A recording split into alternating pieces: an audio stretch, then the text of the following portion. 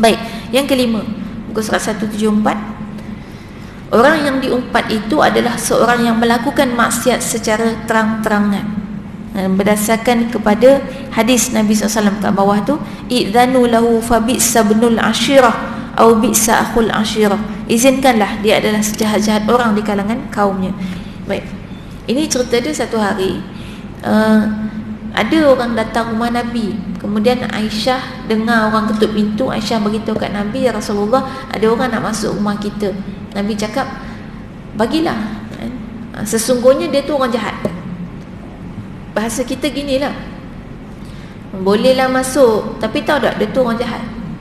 Kan mengumpat, dia tu adalah orang paling jahat di kalangan kaum dia, kan? Maksudnya dia tu orang jahat lah. Bagilah masuk, tapi dia orang jahat. Baik, itu mengumpat. Nabi pernah mengumpat macam tu. Tapi apa tujuannya? Salah satu sebabnya adalah tadi orang itu, dia tu melakukan kejahatan tu terang-terangan, semua orang tahu. Jadi contohnya kita sekarang ada orang dia buka aurat, dia mendedahkan aurat tu di khalayak ramai, dalam TV, dalam YouTube, dan memang semua orang tahu dia tak tutup aurat. Atau dia memang buat pakai dah macam orang putih pakai, padahal dia orang Islam.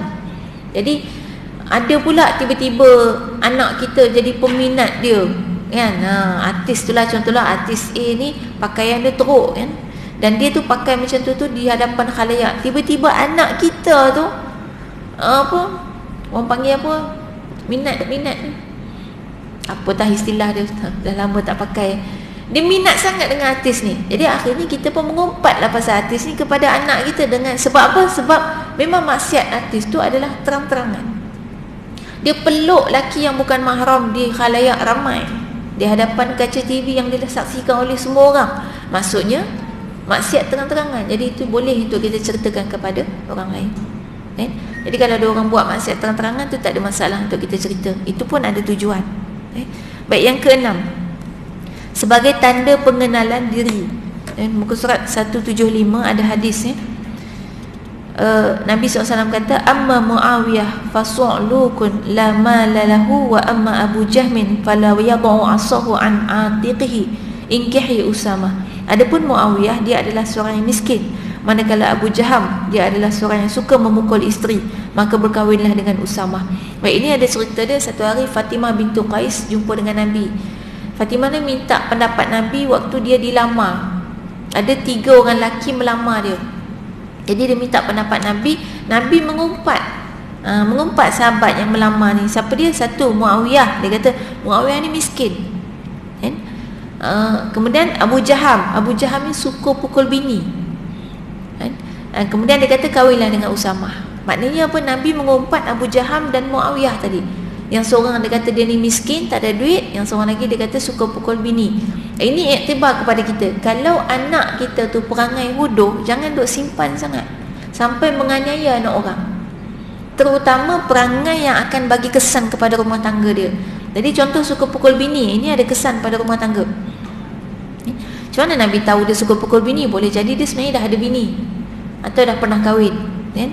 Jadi maknanya boleh untuk dia mengumpat untuk mengenalkan sifat dia.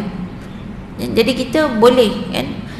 Cuma kena beringatlah setakat mana yang perlu. Jadi jangan sampai ada setengah mak-mak ni yang jaga sangat aib anak dia. Ada setengah mak-mak yang buka semua aib anak dia. Itu pun tak boleh juga. Anak aku ni pemalas lah, anak dara saja tapi apa pun tak kerti. Saya pernah dengar mak yang macam ni. Dia kononnya nak tunjuk tawaduk kat orang, tapi habis aib anak dia tu. Kalau anak dara dia tak laku, siapa yang susah?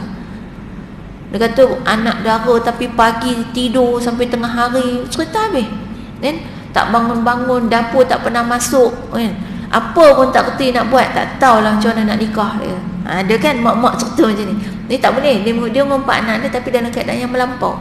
Kalau setakat dia tidur sampai tengah hari tak bangun, itu boleh berubah, kan? Dan tak bagi kesan kepada rumah tangga, kan? Jadi yang boleh kita dedahkan yang bagi kesan. Contoh, anak pernah berzina dan tidak bertaubat. Yang ini kena cerita. Tapi kalau dia dah taubat, itu jangan cerita, kan? Dia ada had dia, kan? Jadi maknanya kalau anak kita misalnya memang suka pukul orang, panas barat, kita pun pernah dipukulnya, Maknanya kalau anak kita nak kahwin tu kena cerita lah. Dia ni biasa pukul orang. Kalau dia mengamuk tu dia pukul tak kira siapa. Mak dia pun pernah kena pukul. Kalau perempuan tu kata okey tak apa, tak apalah. Tapi ni pun sebenarnya jawapan perempuan tu tak dikira sangat. Yang penting jawapan wali dia. Sebab kisah cerita perkahwinan ni, kahwin ni bukan cerita perempuan dengan lelaki. Ini cerita wali dengan lelaki. Cerita seorang ayah nak melepaskan tanggungjawab terhadap anak perempuan dia kepada siapa. Itu kisah kahwin ni. Bukan kisah cinta. Cinta tu datang kemudian. Cinta dah ada pun boleh hilang. Baik, itu untuk pengenalan diri. Tapi gini, walaupun untuk pengenalan tu dibolehkan, tetap saja dikatakan elakkan. Dan kita kadang-kadang misal dalam kampung kita, kita panggil orang dengan gelaran-gelaran mat botak, minah gemuk, apa lagi, makcik hitam. Bukan nama dia hitam, sebab dia hitam.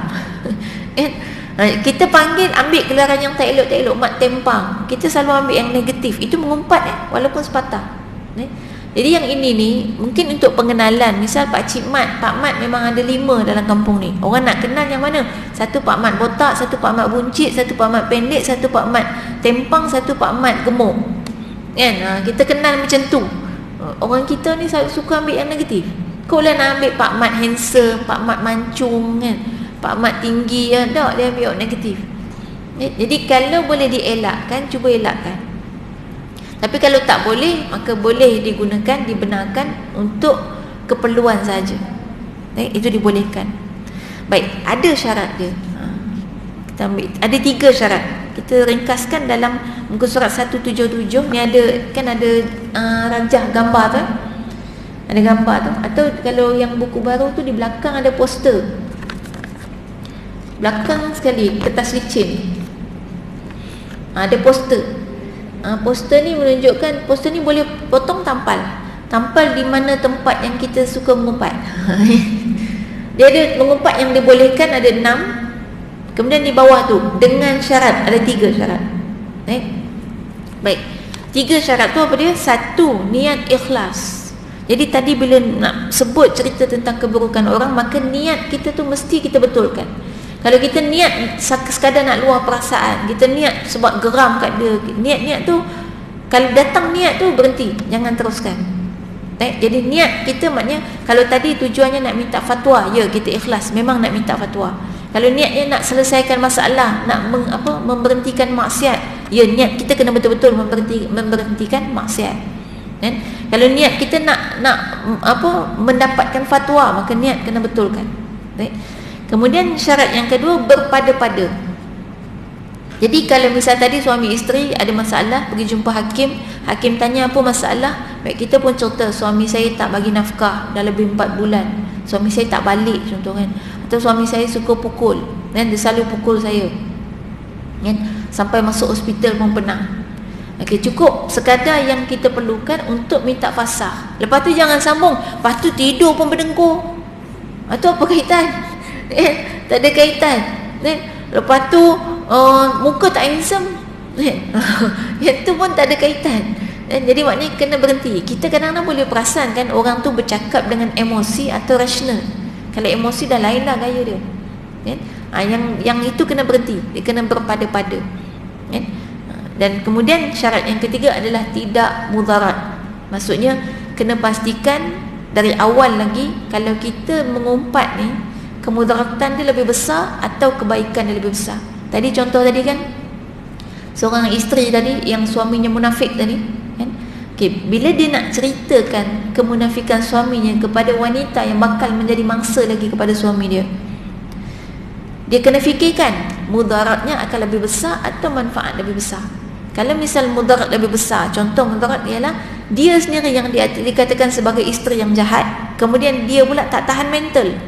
Kita ni bila cerita kat orang, tujuan kita baik, tapi tiba-tiba orang kata kita yang jahat, kita yang dengki kat suami kita, kita yang tak boleh terima poligami contoh kan. Jadi dalam keadaan tu, kita tahu dah mental kita tak tahan, akhirnya kita jadi kemurungan, akhirnya kita jadi hilang pekerjaan, akhirnya kita jadi tak tentu arah. Maknanya di situ kemudaratannya lebih besar. Tak perlu kita ceritakan. Jadi dia ada kaedah lah, kena pastikan mudaratnya adalah lebih kecil berbanding dengan manfaat. Itu kaedah dia dalam mengumpat yang dibolehkan. Tadi misal kita nak minta fatwa, tapi kita pergi cerita kat kawan kita. Tengok-tengok kan, kadang-kadang bila cerita kat kawan, minta pendapat kawan, rupanya mudaratnya lebih besar. Sebab kawan tu rupanya pergi cerita kat kawan lain lagi. Lepas tu kawan tu cerita lain kali masuk Facebook. Bukan kita yang masuk kan, orang lain kan? Jadi akhirnya datang kemudaratan yang lebih besar kan? Jadi maknanya kita kena pertimbangkan. Mudah ceritanya gini, kalau nak mengumpat, istikharah dulu. Istikharah dulu. Mana sempat, tak sempat tu makna tengah emosi lah tu. Kalau tengah emosi, berhenti dan duduk diam-diam kan? Kalau kita betul-betul beriman, maka berkatalah yang baik, falyaqul khairan aw liyasmut. Berkatalah perkataan yang baik yang mendatangkan pahala, ataupun diam. Itu saja option, pilihan yang kita ada. Tak boleh kita bercakap kemudian benda tu bawa dosa kepada kita. Baik, insyaAllah setakat tu kita berhenti. Mudah-mudahan ada manfaat kepada kita. Mudah-mudahan setelah kita tahu apa mengumpat yang dibolehkan, bukannya maknanya bertambah banyak mengumpat, sebab boleh. Yang boleh 6, maknanya selain daripada tu tak boleh. Jadi kena sekat kalau selain daripada 6. Jadi sebab tu poster tadi kita tampal tempat kita suka mengumpat. Dekat situ nanti bila kalau ada kawan datang, kak tahu tak cerita, nanti kejap nak check dalam 6 ni masuk tak? Nak cerita ni dalam 6 ni masuk tak? Tak masuk, okey, jangan cerita. Kita pula nak mengumpat, masuk tak dalam 6 ni? Kalau tak ada dalam 6 ni, berhenti kan? Jadi tu peringatan untuk kita selalu ingat supaya tidak melakukan maksiat, insya-Allah. Baik, wallahu alam, mudah-mudahan mendatangkan manfaat kepada kita semua, dan mudah-mudahan Allah bagi kekuatan kepada kita untuk mengamalkan ilmu yang kita pelajari pada hari ini. Aqulu qouli hadza wa astaghfirullah wa lakum. Wassalamualaikum warahmatullahi wabarakatuh. Kita tutup dengan tasbih kafarah dan suratul Asr.